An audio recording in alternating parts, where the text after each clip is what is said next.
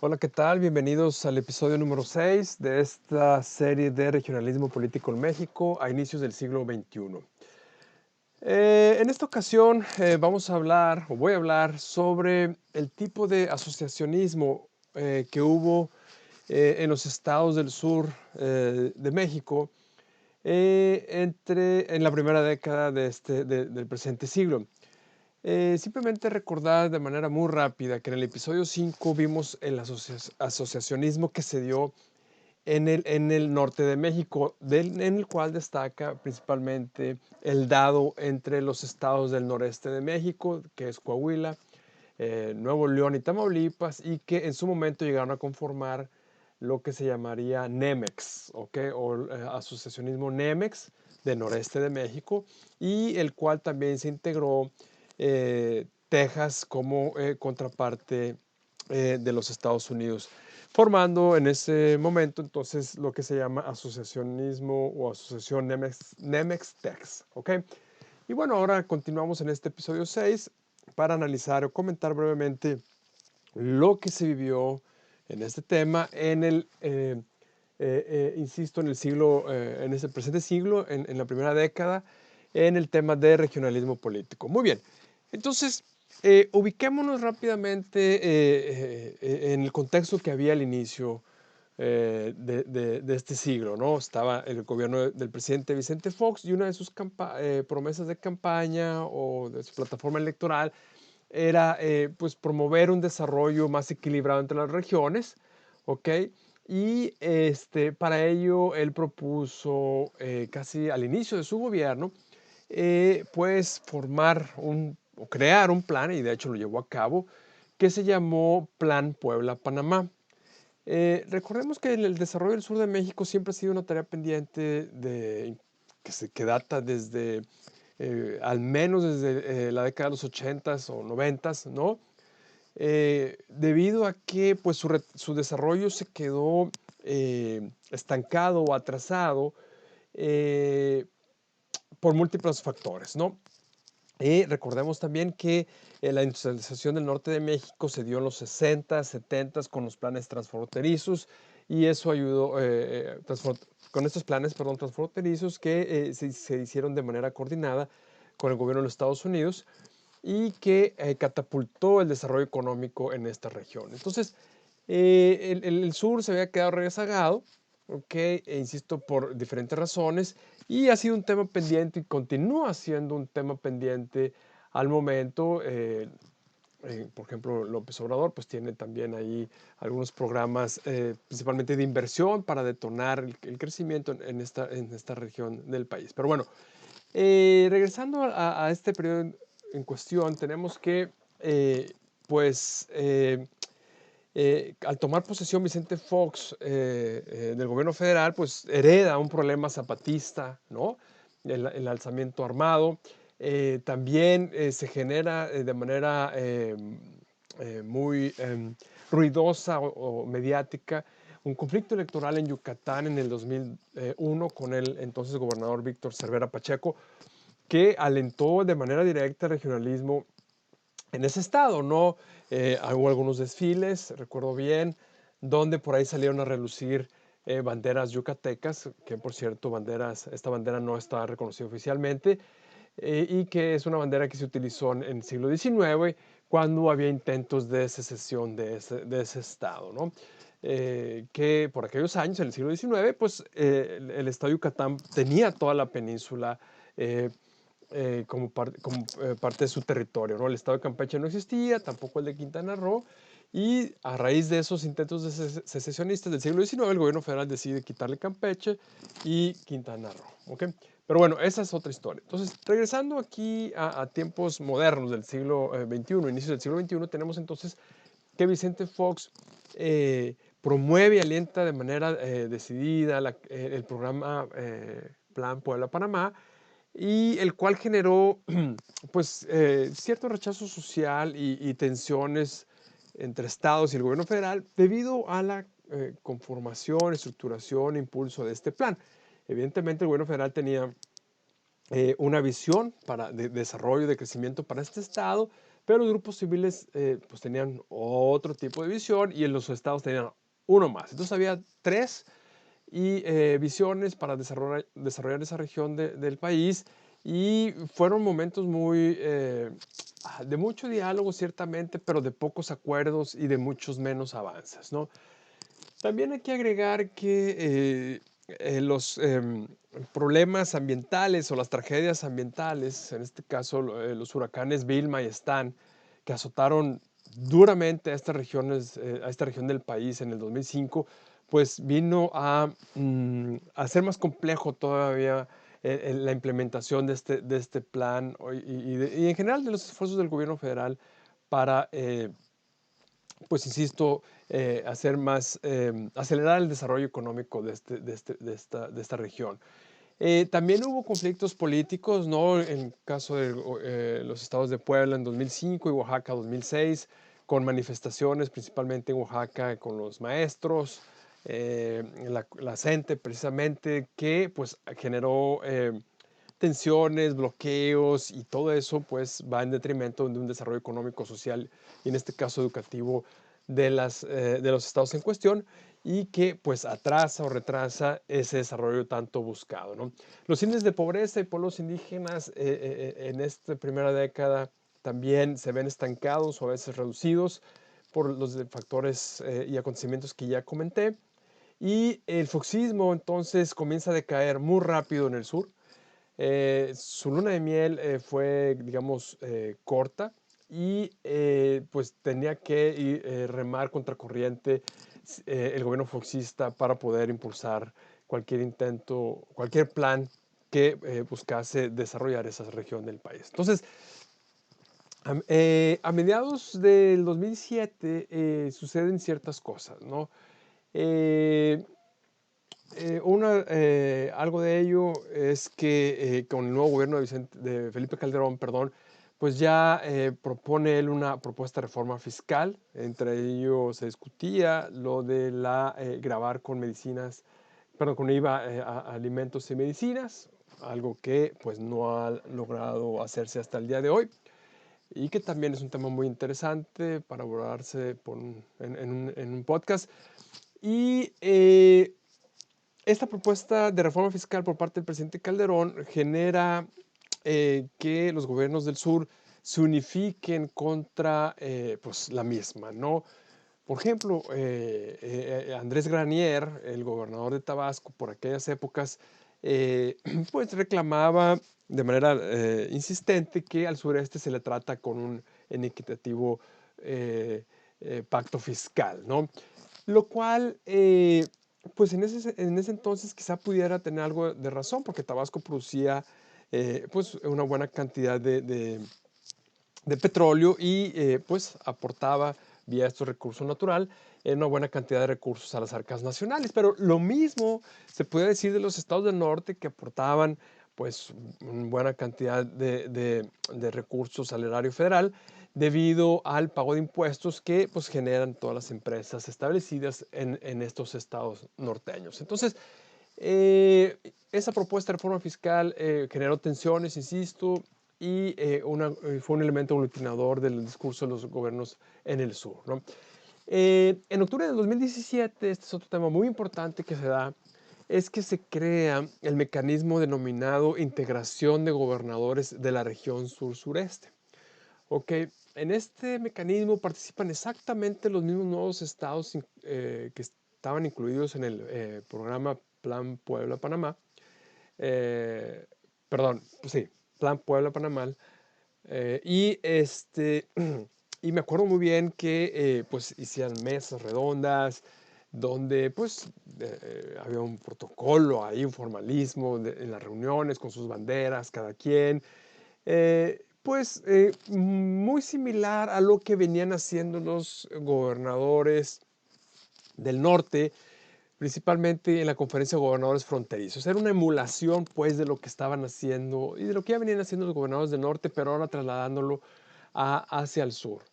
Ok, se buscaba pues una en plena integración de la región sureste, obviamente, al resto del país.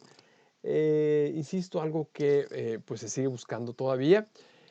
Y pues se seguían dando también discursos regionalistas por parte del mismo gobernador Granier, gobernador de Tabasco, quien en algunas ocasiones llegó a mencionar que el sur es la energía de México, es el gas y es el petróleo, ¿no? Esto a propósito de ciertos comentarios del norte, donde pues también los estados decían que era la región progresista, la que pues digamos abona más a las arcas nacionales, etcétera, ¿no? Y bueno, el presidente Calderón tratando de mediar pues entre estas dos posturas, donde bueno, a veces remaba con el norte, a veces remaba con el sur, acomodándose ahí a, acomodando su discurso según donde estuviera el presente, ¿no? También comentar pues que estos esfuerzos de asociacionismo en el sur no lograron concretarse o no llegaron tan lejos como los que sucedieron en el norte del país, ¿no? Eh, no cuajaron, las visiones eran muy distintas entre los mismos estados, tenían intereses también muy diferentes. El gobierno de la Ciudad de México, gobernado por el PRD desde 1997, era un actor demasiado potente, demasiado fuerte, que jalaba a todos los demás gobiernos estatales hacia un lugar, o pretendía jalar, ¿no? Y, eh, y además había que considerar que tenían problemas comunes, pero que afectaban de manera diferente a cada uno de los dos, ¿no? A cada uno de los estados presentes, ¿no? Por ejemplo, el tema de la disposición de basura, la disposición de agua, las aguas negras, eran problemas recurrentes entre Ciudad de México y el resto, los estados metropolitanos, ¿no? Eh, en aquel entonces la distribución de gobernaturas por partido político en México pues era, digamos, muy plural, ¿no? Aquí en la lámina podemos ver cómo pues el PRI tenía algunos gobiernos, 4 gobiernos en el sur. Bueno, en esta región pues del país tenía 4, el PRI, el PAN tenía 1, 2, 3, 4, 5, 6, 7, 8 gobiernos y el PRD contaba con 2. Entonces, pues era una pluralidad política que era difícil congeniar, ¿no? Eh, ahora bien, había un regionalismo en el norte, un asociacionismo político y económico mucho más consolidado en el norte que en el sur, pero también en estos intentos de asociacionismo había unos estados que no quedaba muy claro para dónde querían jalar, si con el norte o con el sur. Y los estados que se ubicaban en este limbo eran 3, desde mi perspectiva, ¿no? Baja California, Sinaloa y Durango, ¿no? Cabe decir que estos 3 estados pues, se ubican en esa frontera entre el norte y el sur. Y además, pues las distancias y el tamaño de los mismos estados es muy enorme, muy grande, que pues sin duda alguna influye para definir hacia qué sentido querían ellos ubicarse, si en el norte o en el sur, ¿no? Además, otros elementos que había ahí presentes es, por ejemplo, Durango tenía diferencias territoriales con Zacatecas, con en la cual hay una topografía muy difícil, ¿no? Recuerdo bien que ahí hubo unos conflictos territoriales, principalmente en las zonas indígenas y serranas de esos estados. Y luego también Sinaloa, por su parte, tiene muy fuertes vínculos y sociales y económicos con Sonora y Baja California. Y Baja California Sur, pues es un estado el más aislado, gobernado en aquellos años por el PRD, que también era otro factor de aislamiento. Entonces, eh, esos estados, insisto, se ubicaron en términos de asociacionismo político en el limbo y aunque en mayo del 2008 Durango se suma al APRA, que es pues aquel acuerdo de un progreso regional asociado firmado por Coahuila, Nuevo León y Tamaulipas, más Chihuahua, ¿no? Entonces, en términos concluyentes, podemos decir aquí que quienes se quedaron completamente en el limbo fueron Baja California y Sinaloa, ¿ok? De manera que pues tenemos una conformación regional económica y política en el periodo 2000-2007, yo les tendría hasta el 2010, según lo que yo he venido investigué al respecto, de la siguiente manera. un noreste, muy consolidado, muy echado para adelante en cuanto a su asociacionismo, creando instituciones culturales como el Museo del Noreste en Monterrey, con reuniones consecutivas, formales, protocolarias, y un norte, ¿no? Donde también se incluye este noreste a través de la Conferencia de Gobernadores Fronterizos con sus pares de Estados Unidos, que también pues era un factor de unidad. Un centro occidente, ¿no? Y que debido a esa pluralidad política, pero esa diferencias de desarrollo económico entre los estados que conforman esta región del centro occidente, insisto, los hacía muy dispares y muy perdidos entre ellos, ¿no? Los estados indefinidos que ya mencioné y los estados del sur-sureste que a través de dos iniciativas, el Plan Puebla-Panamá y el Organismo de Integración Regional Sur-Sureste, se buscaba aglutinarlos, pero que nunca cuajó, ¿no? Eh, este aglutinamiento que yo hice, o agrupamiento que yo hice por regiones, lo quiero contrastar aquí con los cuatro Méxicos que, según Enríquez, un autor y analista político, que él definió, ¿no? Los cuatro Méxicos, publicó un libro en ese entonces, en el 2005, pues donde él definía las siguientes regiones, ¿no? Un México, un estado, los estados del norte que definen a un país NAFTA, ¿ok?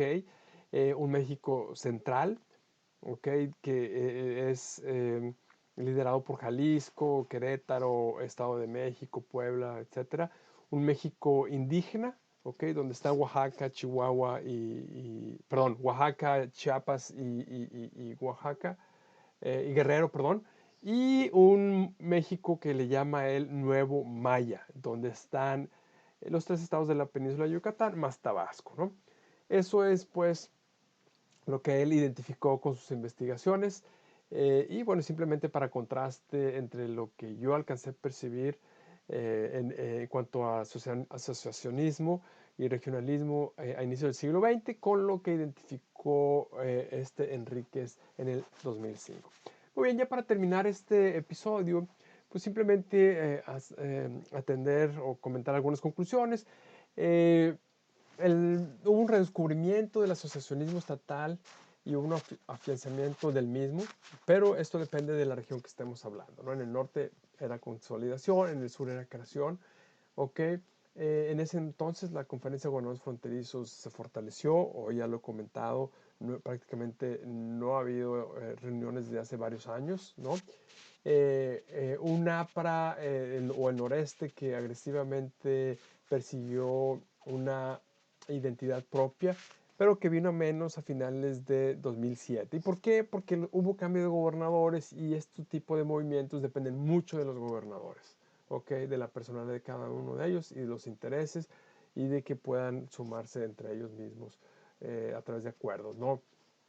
Un plan Puebla-Panamá que si bien tenía buenas intenciones, en la práctica no pudo echarse a volar y pues fracasó como un elemento aglutinador. Y lo mismo durante el gobierno calderonista con la integración de la región sur-sureste que no logró tampoco a cuajar, ¿no? Buscaban pues en el fosismo y el calderonismo una asociación oficial, ¿ok? Pero que pues ese asociacionismo oficial no llegó a consolidarse en algo real. A diferencia en el norte, donde ahí sí era un asociacionismo real y realmente el gobierno federal pues no hizo nada porque no tenía nada que hacer en cuanto a promover un asociacionismo, porque ya estaba ahí ese asociacionismo en el norte, ¿no? Eh, en el centro occidente pues no se consolidó ningún tipo de asociacionismo, aunque hoy en día existe otra realidad, ¿no? Principalmente otra vez por la pluralidad política, ¿no? Vemos como un Guanajuato muy pujante en cuanto a desarrollo económico, junto con Jalisco, pues jalan muy parejos y lo mismo que Querétaro, ¿no?